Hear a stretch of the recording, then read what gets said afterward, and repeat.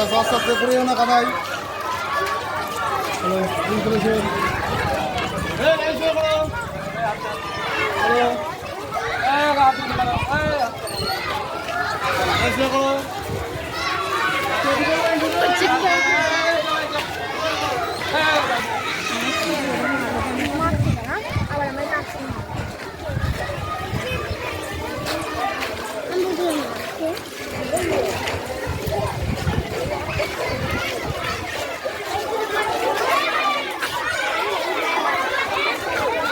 আজকে আমরা মূলত যে কারণে আজকে এসেছি মায়েদের নিয়ে, সেটা হচ্ছে আমাদের নদিয়া জেলা প্রশাসন তথা আমাদের পশ্চিমবঙ্গ সরকারের শিক্ষা বিভাগের একটা নির্দেশ হয়েছে কি বিশ্ব হেপাটাইটিস দিবস, সেটা হচ্ছে আগামীকাল 28শে জুলাই।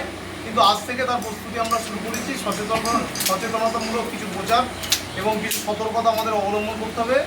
এই হেপাটাইটিস রোগ সম্পর্কে আমাদের জানা দরকার যে আদতে এই হেপাটাইটিস রোগটা কী এবং এর প্রতিকার কীভাবে করা সম্ভব বা কী কী সরকারি পরিষেবা এর মধ্যে আসে। হেপাটাইটিসটা হচ্ছে কি একটা মূলত ভাইরাস ঘটিত রোগ। ভাইরাসটা আমাদের শরীরে বিভিন্ন রকমভাবে প্রবেশ করতে পারে। জলের মাধ্যমে, খাবারের মাধ্যমে প্রবেশ করে, আবার রক্তের মাধ্যমেও কি হয় আমাদের শরীরের মধ্যে এই ভাইরাসটা প্রবেশ করতে পারে। আমরা নর্মালি যে খাবারগুলো খাই, যদি আমরা খুব পরিচ্ছন্নভাবে আমরা হাত না ধুয়ে খাই, তাহলে ভাইরাস আমাদের শরীরের মধ্যে প্রবেশ করতে পারে। আমাদের শরীরে কি হয়, অনেক সময় পাতলা পায়খানা হতে পারে, বমি হয়, সেগুলো কিন্তু ভাইরাস বা ব্যাকটেরিয়ার আক্রমণে হয়। তাই এই হেপাটাইটিসই হচ্ছে একটা ভাইরাল সংক্রামিত রোগ, যে রোগটা আমাদের শরীরের মধ্যে বাসা বাঁধলে কিন্তু একটা বড় ধরনের ক্ষতি কিন্তু হতে পারে। তাই আমরা আজকে জানবো যে এই রোগটা কিভাবে আমাদের শরীরে প্রবেশ করে। আমরা প্রথমে বললাম যে খাবারটা খাই, হাত না ধুয়ে খেলে বা নোংরা যদি হয়, তার মধ্যে দিয়ে এই ভাইরাসটা প্রবেশ করে। আর একটা জিনিস হয় রক্তের মাধ্যমে। রক্তের মাধ্যমে কীভাবে হয় সেটাই বলি।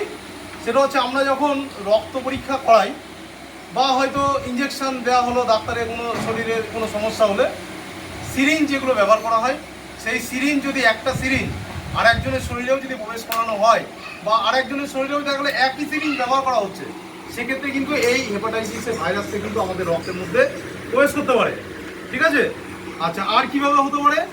আর হতে পারে কি যে অসুরক্ষিত যৌন সংযম, যেগুলো মানে আমাদের গ্রাম অঞ্চলে এই জিনিসটা নিয়ে অতটা প্রচার হয় না, কিন্তু এই জিনিসটা আমাদেরকে খুব সংযত থাকতে হবে এই বিষয়টা নিয়ে। এটাও কিন্তু আমাদের এই হেপাটাইটিস রোগটা কিন্তু শরীরের মধ্যে ছড়াতে পারে।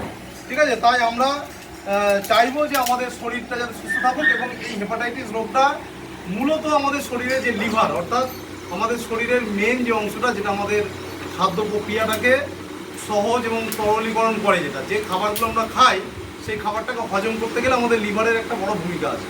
লিভার মানে যেটা কলিজা বলা হয়। ঠিক আছে?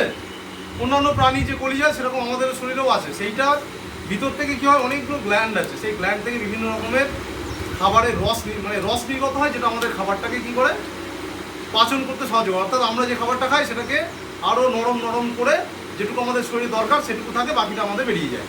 তা সেই যে রসগুলো বেরোয় হচ্ছে আমাদের এই লিভার থেকে। তা প্রথম হচ্ছে এই ভাইরাস যেটা আক্রমণ করে সেটা হচ্ছে লিভারটাকে। লিভার থেকে আক্রমণের মাধ্যমে লিভারটা নষ্ট হয়ে যায়, লিভার থেকে লিভার ক্যান্সার হয়, মানুষ মারা যায়। তাই আমরা চাইবো কি যে এই যে হেপাটাইটিস রোগ, সেইটার যে সংক্রমণ, সেটাকে থেকে আমাদেরকে বাঁচতে হবে এবং যে পরিষেবা যে বিষয়গুলো আমি বললাম যে কীভাবে আমাদের শরীরের মধ্যে এই রোগটা ছড়ায়, সেইগুলো বিষয়ে আমাদের সতর্ক থাকতে হবে। তা আমরা আজকে মূলত এসেছিলাম এটাই। হেপাটাইটিস রোগ হচ্ছে 5 রকমের আছে। একটা হচ্ছে hepatitis A, B, C, D, E। এর ভেতরে যেটা A আর E সেটা আমাদের খাবারের মধ্যে দিয়ে ভাইরাসটা প্রবেশ করে, আর যেটা B আর C সেটা হচ্ছে সবথেকে মারাত্মক। তা মারাত্মক এই কারণেই সেই ভাইরাসটা আমাদের রক্তের মধ্যে প্রবেশ করে আমাদের যে আমাদের লিভার, সেই লিভারটাকে নষ্ট করে।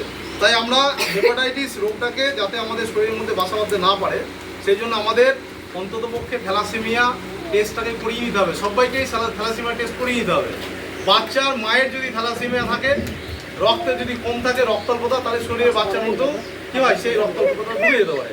আর একটা জিনিস জানবেন, বিবাহের পূর্বে অর্থাৎ বিয়ের আগে ছেলে হোক মেয়ে হোক, এটা কিন্তু আমাদের এখনও পর্যন্ত মানুষ এই বিষয়টা নিয়ে সচেতন হচ্ছে না, কিন্তু সচেতন হওয়া দরকার যে বিবাহের আগে প্রত্যেকের ছেলে মেয়ে সবাই কিন্তু ব্লাড টেস্টটা করানো দরকার। থ্যালাসেমিয়া আছে কিনা।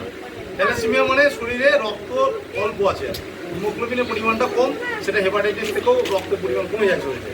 তাই আমরা চেষ্টা করব যে আমার তরফ থেকে আপনাদের কাছে মেসেজ যাবে, আপনাদের তরফ থেকে আর একটা বাড়িতে যাবে, আর একজনের বাড়িতে, এইভাবে এই বিষয়টা নিয়ে একটু ছড়াতে হবে, যাতে এই হেপাটাইটিস রোগটা আমাদের শরীরের মধ্যে না প্রবেশ করে এবং থ্যালাসিমিয়া রোগটা যাতে আমাদের শরীরে বাসা না বাঁধতে পারে। এটা একটা জিনগত রোগও হয় থ্যালাসিমিয়া জিনিসটা, কিন্তু বিয়ের আগে যদি আমরা এটাকে টেস্ট করাই, তাহলে যদি ছেলে এবং মেয়ে দুজনেরই যদি থ্যালাসিমিয়া রোগ থাকে, তাহলে বাচ্চার কিন্তু মানে জটিল আকারের থ্যালাসিমিয়া রোগের কিন্তু সৃষ্টি হবে, তার শরীরে কিন্তু রক্ত দেওয়ার প্রয়োজন হতে পারে। সেই কারণে আমরা নিজে থেকে যাতে এই ব্যাপারটা নিয়ে যাতে আমরা সচেতন হই, সেই জন্য আমরা এসেছিলাম আজকে, যে এই ব্যাপারটা সচেতন করার জন্য, যে আপনাদের ছেলে মেয়ে যারা বড় হবে তাদেরকেও কিন্তু এই বিষয়টা সজাগ করতে হবে। আমরা স্কুলে যেরকম আজকে তাদেরকে সজাগ করেছি, আপনাদের কিন্তু সজাগ করতে হবে যে খাওয়ার আগে ভালো করে হাত ধোয়া বা রক্ত পরীক্ষার যে বিষয়টা আমি বলেছি। আর থ্যালাসিমিয়া বিষয়টা যেটা আমি বললাম, এটা কিন্তু আপনাদের যত দিন যাবে এই রোগের কিন্তু সংখ্যাটা আরও বাড়বে। তাই আমরা চাইবো যে এই সংখ্যাটা যদি না বাড়ুক, আগামী 2030 সালের মধ্যে আমরা চাই এই হেপাটাইটিস রোগটা সম্পূর্ণভাবে পৃথিবী থেকে নির্মূল হোক, কারণ এটা সত্যিকারের একটা মারাত্মক ভাইরাল রোগ। যাতে আমরা এই রোগে আক্রান্ত না হয়, সেই জন্য আমাদের সবাইকে বেশি বেশি করে সচেতন হতে হবে। হেপাটাইটিস রোগের সচেতনতার জন্য আপনারা বিদ্যালয়ের পক্ষ থেকে কী কী কর্মসূচি গ্রহণ করলেন? পশ্চিমবঙ্গ সরকারের বিদ্যালয় শিক্ষা দপ্তর এবং নদিয়া জেলা প্রশাসনের নির্দেশে বিশ্ব হেপাটাইটিস দিবস উপলক্ষে আমরা বিদ্যালয়ে ছাত্রছাত্রীদের আনন্দ পরিসরে তাদের শপথ বাক্য পাঠ করানো হয়। তারপর একটা র্যালির মাধ্যমে এলাকার জনসাধারণকে এই হেপাটাইটিস রোগ সম্পর্কে সচেতন করা হয়। পথ চলতি লোকেদের আমরা বিদ্যালয়ের পক্ষ থেকে লিফলেটের মাধ্যমে তাদের এই হেপাটাইটিস রোগ সম্পর্কে সচেতন করি এবং কিছু সতর্কতামূলক উপদেশ তাদের দেওয়া হয়। এবং বেশ কিছু বাড়িতে আমরা মায়েদের নিয়ে একটা হেপাটাইটিসের সভা করি, হেপাটাইটিসকে সচেতনতা বাড়ানোর জন্যে, তাদের সতর্ক করার জন্যে মায়েদেরকে নিয়ে আমরা সভা করি। আজকের এই কর্মসূচিতে আমরা শপথ নিই যে আগামী 2030 সালের মধ্যে এই রোগটাকে বিশ্ব থেকে যাতে নির্মূল করতে পারি। আপনার নাম? হিরণ শেখ, প্রধান শিক্ষক, পূর্ব মোল্লাপাড়া প্রাথমিক বিদ্যালয়। হেপাটাইটিস রোগের সচেতনতার জন্য আপনারা বিদ্যালয়ের পক্ষ থেকে কী কী কর্মসূচি গ্রহণ করলেন? পশ্চিমবঙ্গ সরকারের বিদ্যালয় শিক্ষা দপ্তর এবং নদিয়া জেলা প্রশাসনের নির্দেশে বিশ্ব হেপাটাইটিস দিবস উপলক্ষে আমরা বিদ্যালয়ে ছাত্রছাত্রীদের আনন্দ পরিসরে তাদের শপথ বাক্য পাঠ করানো হয়। তারপর একটা র্যালির মাধ্যমে এলাকার জনসাধারণকে এই হেপাটাইটিস রোগ সম্পর্কে সচেতন করা হয়। পথ চলতি লোকেদের আমরা বিদ্যালয়ের পক্ষ থেকে লিফলেটের মাধ্যমে তাদের এই হেপাটাইটিস রোগ সম্পর্কে সচেতন করি এবং কিছু সতর্কতামূলক উপদেশ তাদের দেওয়া হয়। এবং বেশ কিছু বাড়িতে আমরা মায়েদের নিয়ে একটা হেপাটাইটিসের সভা করি, হেপাটাইটিসকে সচেতনতা বাড়ানোর জন্যে, তাদের সতর্ক করার জন্যে মায়েদেরকে নিয়ে আমরা সভা করি। আজকের এই কর্মসূচিতে আমরা শপথ নিই যে আগামী 2030 সালের মধ্যে এই রোগটাকে বিশ্ব থেকে যাতে নির্মূল করতে পারি। আপনার নাম? হিরণ শেখ, প্রধান শিক্ষক, পূর্ব মোল্লাপাড়া প্রাথমিক বিদ্যালয়। আজকে স্কুল থেকে স্যারেরা এসেছেন হেপাটাইটিস রোগ সম্পর্কে আপনাদের সচেতন করতে, এই বিষয়ে আপনার প্রতিক্রিয়া কী? এই বিষয়ে প্রতিক্রিয়া বলতে স্যাররা আমাদেরকে প্রথমেই জানালো যে মায়েদের সবাইকেই জানিয়েছে যে এই হেপাটাইটিস সম্বন্ধে সবাইকে সচেতন থাকতে।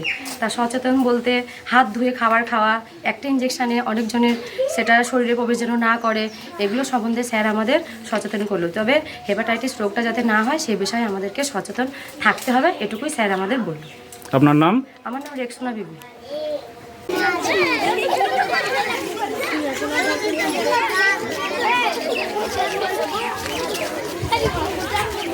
আচ্ছা, আজকে আমরা মূলত যে বিষয় নিয়ে র্যালি করছি সেটা পূর্ব মোল্লাপাড়া প্রাথমিক বিদ্যালয়ের পক্ষ থেকে, সেটা হচ্ছে হেপাটাইটিস একটা রোগ। সেই রোগটাকে আমরা কিভাবে প্রতিকার করব এবং এই রোগ থেকে আমাদের শরীরে কী রকমের সমস্যা হতে পারে সেই বিষয়ে আমরা পথ চলতি লোকেদেরও আমরা সচেতন করছি আর কি, যে কীভাবে এই রোগটা আমাদের শরীরের মধ্যে ঢোকে।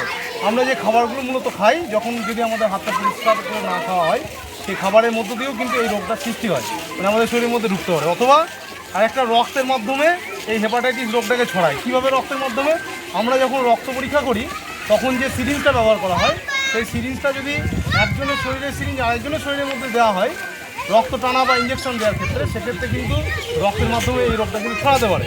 এই রোগটা মূলত আমাদের শরীরের যে লিভার আছে সেই লিভারটাকে অ্যাটাক করে এবং লিভারে গিয়ে লিভারটাকে ক্ষতিগ্রস্ত করে একটা জন্ডিস রোগ সৃষ্টি করে আর কি আমাদের শরীরের মধ্যে। তাই আমরা সচেতন হব এই বিষয়ে, যে যাতে আমরা নির্দিষ্ট সময়ে আমরা রক্ত দান করি। মানুষকে রক্ত দান করার জন্য যে বয়স, সেই বয়সটা হলে আমাদের রক্তটাকে আমরা দান করতে পারবো। তার সাথে সাথে অসংগঠিতভাবে আমরা যাতে কোনো সিরিঞ্জ আমাদের শরীরের মধ্যে না প্রবেশ করাই, সেগুলো দেখতে হবে। অসুরক্ষিত যৌন সঙ্গম, অর্থাৎ একজনের সঙ্গে আরেকজনের যে এই যে অসুরক্ষিত যে যৌন সঙ্গম, তার মাধ্যমে কিন্তু এই হেপাটাইটিস রোগটা ছড়াতে পারে। তাই আমরা সচেতন হব যে এই বিষয়ে, যাতে আমরা এই রোগটাকে আমাদের শরীরের মধ্যে না ছড়াতে পারি। এবং আমরা আজকে স্কুলে শপথ নিয়েছি যে 2030 সালের মধ্যে আমাদের এই রোগটাকে বিশ্ব থেকে আমরা নির্মূল করব। তাই আমরা সকলে মিলে আজকে শপথ নেব যে হেপাটাইটিস রোগটাকে আমরা নির্মূল করবো আর কি। ঠিক আছে?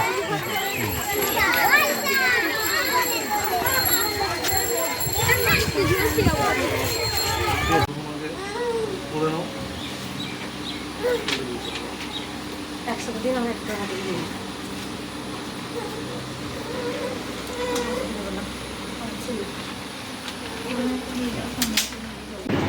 আজকে আমরা সকলে এক জায়গায় সমবেত হয়েছি কেন? আজকে হচ্ছে বিশ্ব হেপাটাইটিস দিবস, যেটা আগামীকাল আছে 28শে জুলাই।